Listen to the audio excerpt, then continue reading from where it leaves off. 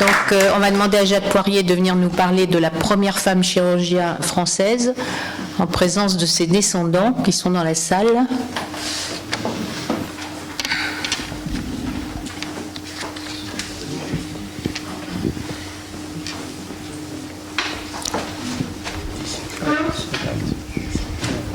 Ah, mais on a une photo.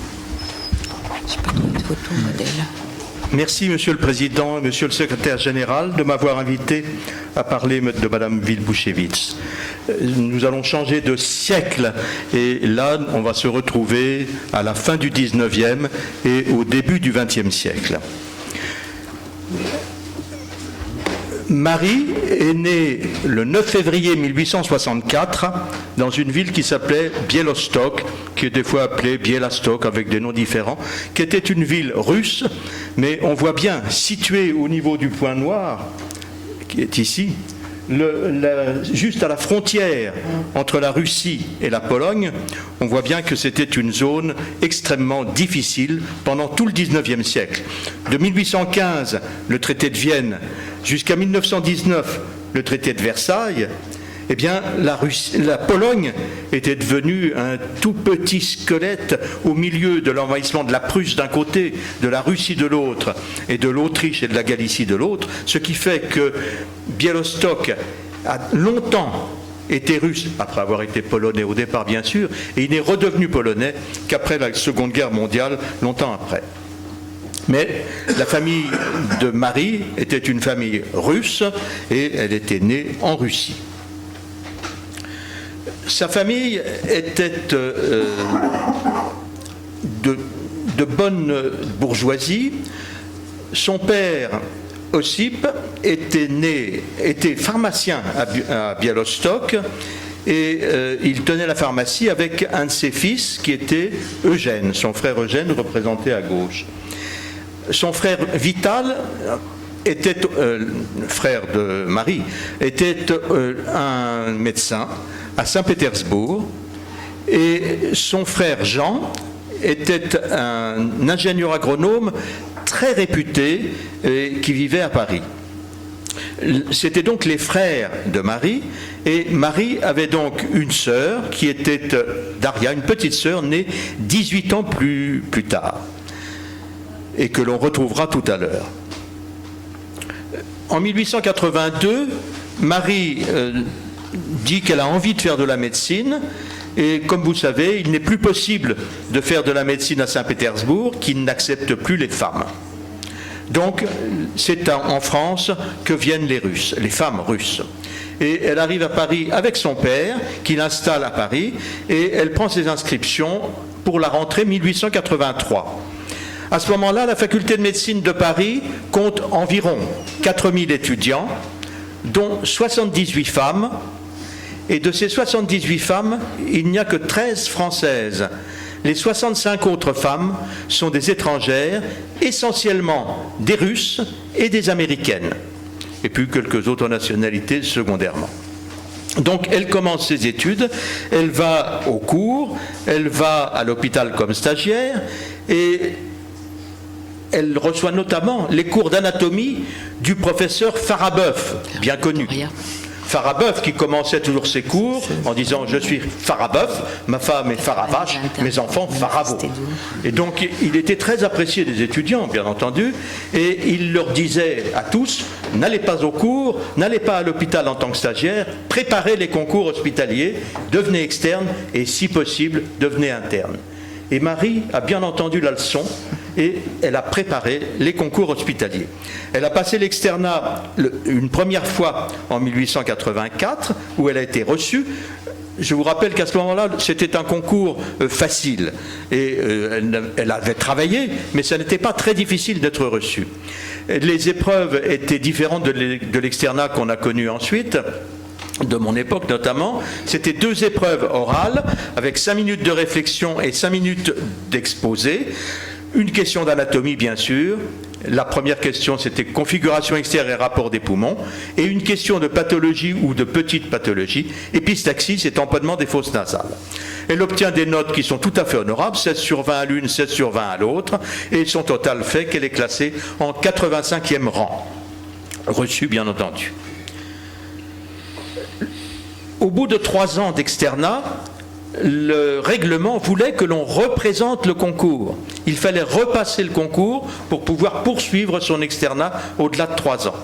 Elle prépare donc de nouveau le concours et en 87, elle est de nouveau nommée. Ici, les archives de l'assistance publique ne m'ont pas permis de retrouver les questions sur lesquelles elle est passée, mais elle a eu de bonnes notes, 14 et 20, et elle a finalement été reçue au 122e rang. Ça n'avait plus grande importance pour elle, car en réalité, comme on va le voir, elle va passer l'internat. Mais son externat a été très important malgré tout. Elle a eu des postes d'externat essentiellement au niveau de la médecine infantile et surtout de la chirurgie infantile. Et les 2 postes qui l'ont le plus marqué, c'est à la Riboisière, chez Charles Perrier, et aux enfants malades, chez de Saint-Germain, que nous retrouverons comme ses patrons d'internat. Et elle a passé un peu par hasard 1 an d'otorhinolaryngologie qui lui ont servi par la suite chez Guggenheim à la Riboisière. Guggenheim qui disait d'elle, c'est l'externe qui a un nom impossible et qui rit toujours. Ensuite, eh bien, elle a passé son premier concours d'internat en 1887. La question qui était tirée dans l'urne correspondait à les veines jugulaires et érysipèles de la face. Et Marie a bien raconté dans ses mémoires, et qui m'ont été communiquées très aimablement par les descendants de Marie, qu'elle n'avait jamais pu retrouver toutes les veines jugulaires. Et que, désolée de ne pas pouvoir les retrouver, elle avait mis la copie dans son sac, elle était sortie et partie avec la copie, ce qui, vous imaginez, avait mis l'administration de l'assistance publique dans une difficulté extrême, parce qu'il manquait une copie, la sienne. Bon, elle l'a rapportée ensuite. Elle a préparé le 2e concours, et cette fois-ci, elle écrit triangle de Scarpa, étranglement herniaire. Elle savait très bien, elle a 24 sur 30, ce qui est la 2e meilleure note, et vous remarquerez que la meilleure note, 25, elle est attribuée à Najot, qui est son futur mari. Donc ils ont passé l'internat au même moment, avec 1 point d'écart dans l'écrit.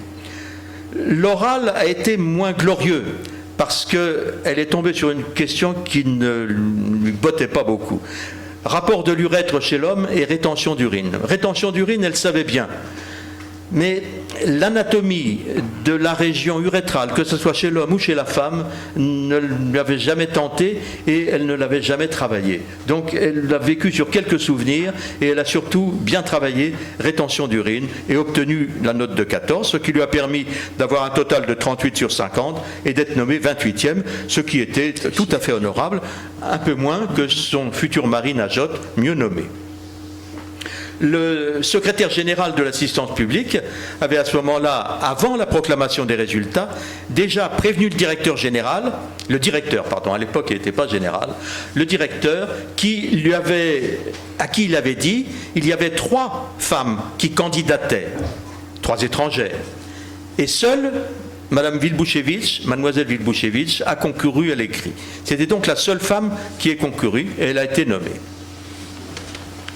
Alors les premières femmes internes, tout le monde sait que la première c'est Augusta Klumke, une américaine, en 1886, et elle a été nommée de façon tout à fait raisonnable, avec un travail essentiel. Mais, pour des raisons qui sont restées tout à fait sombres, mal connues, pour des raisons diverses, elle n'a pas terminé son internat. Elle a démissionné lorsqu'elle s'est mariée au bout d'1 an et demi. Alors que Marie Wilbuchevitch est donc la première interne à avoir accompli in toto ses 4 ans d'internat, tout en s'étant mariée pendant son internat. On voit bien ensuite que c'était 2 premières pionnières, Augusta Klumke et Marie Wilbuchevitch. Car si vous regardez les dates, vous voyez que entre la nomination de Marie et la première nomination suivante, il s'écoule 12 ans. 12 ans pour qu'une Française soit nommée après elle. Et ensuite, ça s'est progressivement amélioré. Les patrons d'internat qu'elle a eus l'ont beaucoup marqué. Alors, patron de chirurgie infantile, Félizet qui ne voulait pas la prendre parce qu'il était contre les femmes internes, mais qui finalement a été séduit et a donné une excellente appréciation. de Saint-Germain, qu'il avait trouvé une interne parfaite, et Charles Perrier, une excellente interne également. Donc elle a fait 3 ans d'internat en chirurgie infantile. Et elle avait fait déjà 2 ans d'externat en chirurgie infantile. Georges Félizet était le chirurgien classique, homme du monde, épéiste. Louis-Alexandre de Saint-Germain est bien connu, et c'était un service dans lequel Marie a pu opérer. Elle a opéré un certain nombre de pieds-bots, un certain nombre d'angiomes de la face, des petits kystes, des becs de lièvre. Bref, elle a pu avoir une activité opératoire encadrée par le patron. Charles Perrier, qui était un de ses patrons préférés, elle n'y a pas fait beaucoup de chirurgie. Elle a fait des sutures, comme on disait à l'époque, vieux vous fermerez. Donc elle fermait les interventions et elle donnait le chloroforme quand c'était nécessaire. Elle faisait des appareils plâtrés, mais elle a pu continuer le traitement qu'elle avait appris auparavant, notamment le traitement des tumeurs blanches par traitement sclérogène des tumeurs blanches. Donc c'est un semestre qui lui a beaucoup servi. Elle a épousé son collègue Jean Najotte en 1891 et ils ont eu 3 enfants. 3 enfants, Lise, Marguerite et Eugène. Lise a épousé M. Henri Lavigne Delville et nous avons la chance d'avoir ici 3 des enfants de ce couple, Marie Meunier, Henri Lavigne, Sylvie, François et Éric, que je remercie beaucoup d'être là aujourd'hui. Lise Najotte a eu un fils, François Meunier, qui a eu lui-même des enfants.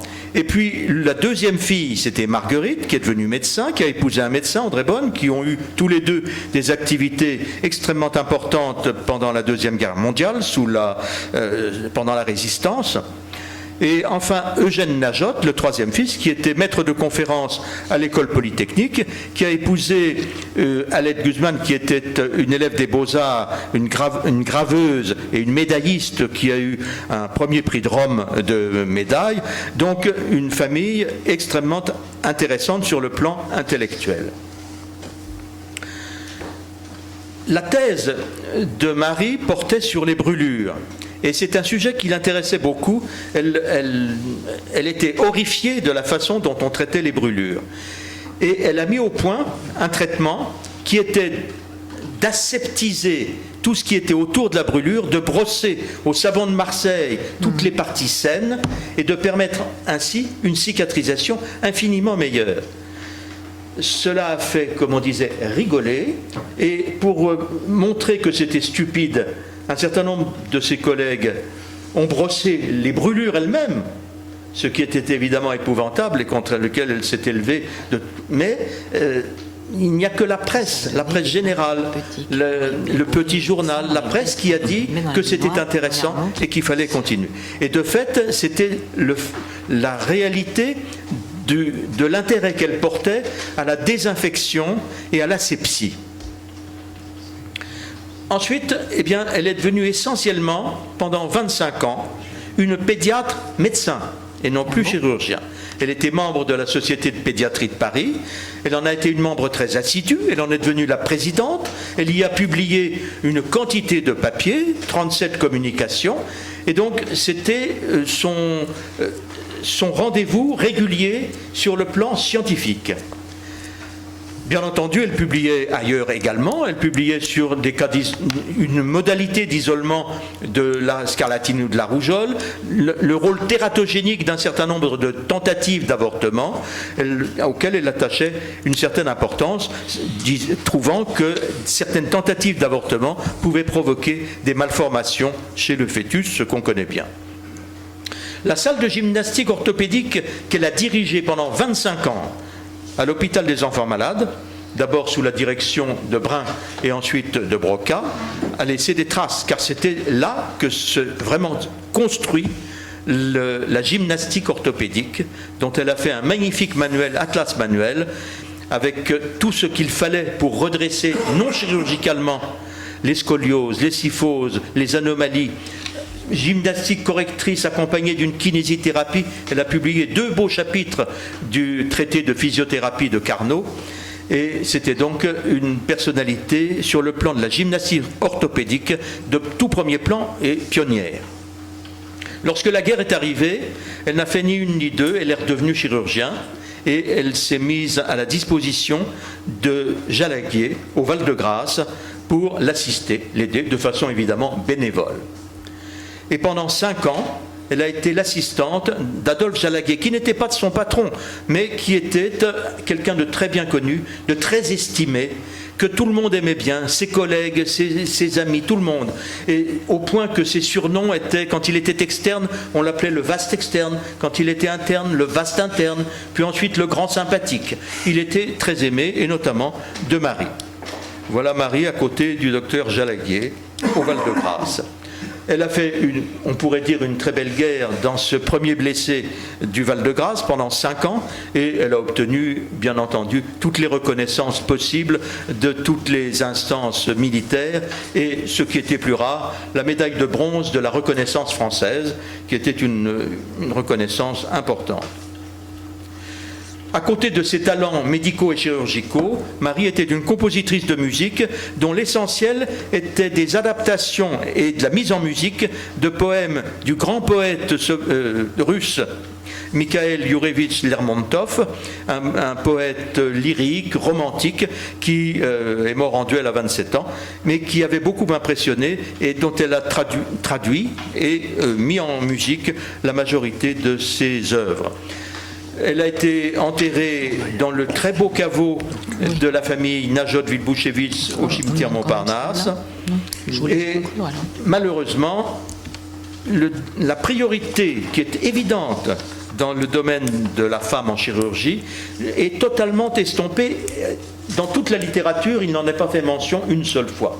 Et toute la littérature, essentiellement anglo-saxonne, donne la priorité à Madame Emily Dunning-Beringer, qui est toujours donnée comme la première femme chirurgien du monde. Qui est américaine, elle. Elle était plus jeune de quelques années, d'une dizaine d'années que Marie, et sa formation était postérieure. Mais elle a été une réputation extraordinaire. Tous les médias s'en sont occupés, les journaux bien entendu, le cinéma, la presse, bref, une média extraordinaire. Et tout ça sans évidemment citer jamais Marie. Or Marie était bien chirurgien. Certes, ces 2 périodes chirurgicales, sa formation, donc quand même 5 ans de chirurgie, dont 3 ans en chirurgie infantile comme interne et 2 ans comme externe, et puis ensuite 5 ans de chirurgie comme assistante Jalaguier au Val-de-Grâce, ça n'est pas rien. Même si c'est encadré, si ça encadre 20 ans d'activité médicale. Donc on peut à juste titre, à mes yeux, reconnaître à Marie Vilbouchevitch-Najot la place de première femme chirurgien que l'histoire assigne indûment à l'américaine Emily Dunning-Beringer. Je ne peux pas terminer sans remercier une fois plus très chaleureusement les petits-enfants de Marie Vilbouchevitch qui m'ont mis à ma disposition toutes leurs archives personnelles, leurs photos, les lettres, les manuscrits, et donc ce travail n'aurait jamais pu être fait sans eux. Merci.